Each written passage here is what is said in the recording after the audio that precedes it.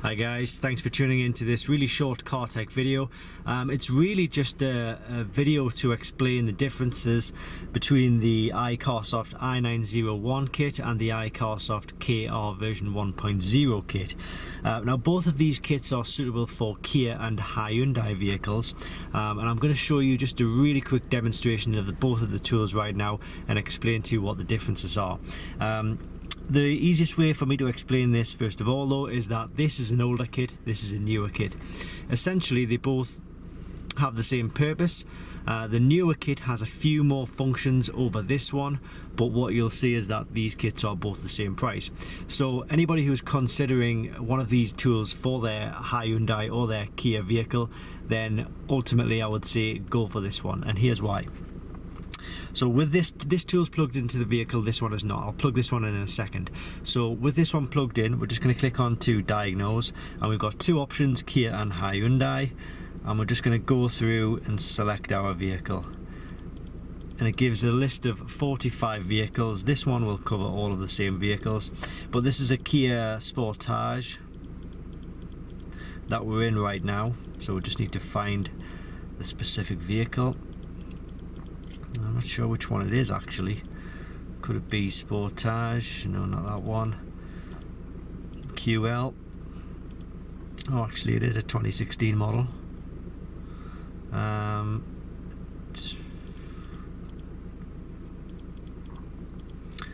No idea which one it is, to be honest with you. But we can just go in here and diagnose a few faults if there are any. There is one fault there, low pressure fuel system.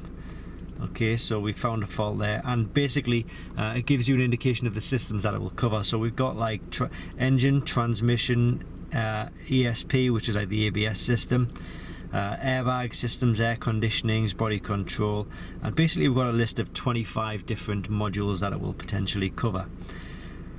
So that in a nutshell is basically what this tool will do. It will also give bits of live data as well. We can go through and just say, for example, will it give read data stream, how you're supposed to know which one you got to press. Doesn't really explain it very well. No supported data stream. What about data 2?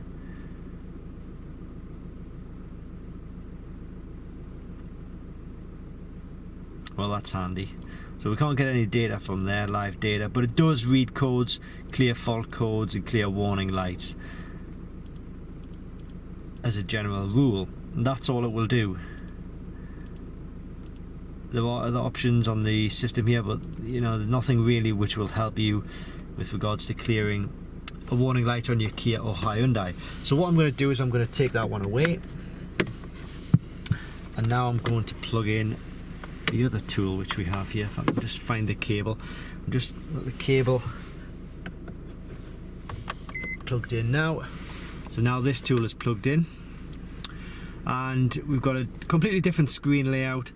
We've got diagnostics, we've also got the addition of oil reset, we've got battery voltage checks, and a few other options which would be obviously of more use. What I'm going to do is just turn the buzzer off, or the beeper off, because it can get quite annoying. So let's say you want to do an oil service reset. Well, that's the option for that. If you wanted to get live battery data, it gives you the maximum and minimum from this test, and obviously live data, which is fluctuating quite a lot, as it will.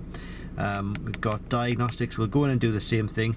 We've got Kia, Hyundai and Daewoo on this vehicle, on this kit should I say. So again, we're in a Kia, and we're going to go through and see if we can just diagnose that fault. I'm going to go from the top this time.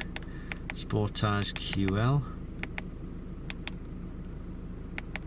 So we're going to manually select the engine, read DTCs, and we have got the same fault. Let's see if we can get any live data.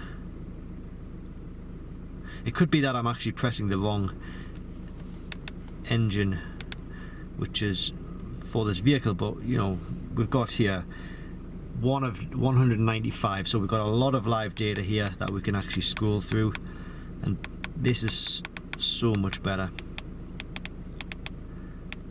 Gives live actual values for glow plugs, all of the sensors, the O2 sensors, the map sensors, fuel, leniency, mass airflow settings. So there's so much exhaust sensors, but it's just an example of what that tool will do over the i901 kit. So in a nutshell, what I would say is if you are looking to buy a tool for your Kia or Hyundai, between the i901 and the KR version 1.0, I would always choose this one here, KR version 1.0. It's a newer tool, it's got more features, it's going to cover more vehicles, more system coverage, more, well, it does live data when this one appears to be struggling, and the link to these kits, this kit is going to be available in the description below. This one is going to be discontinued, so I'd really advise against going for this kit, but this is the one I would highly recommend, the KR version 1.0 kit, and the link is below the video and in the description. You can also pick it up at Diagnostic World, www.diagnostic-world.com. Updates are free for life. I'm struggling to hold both of these tools at the same time here. Thanks for watching. I'll see you next time on Car Tech.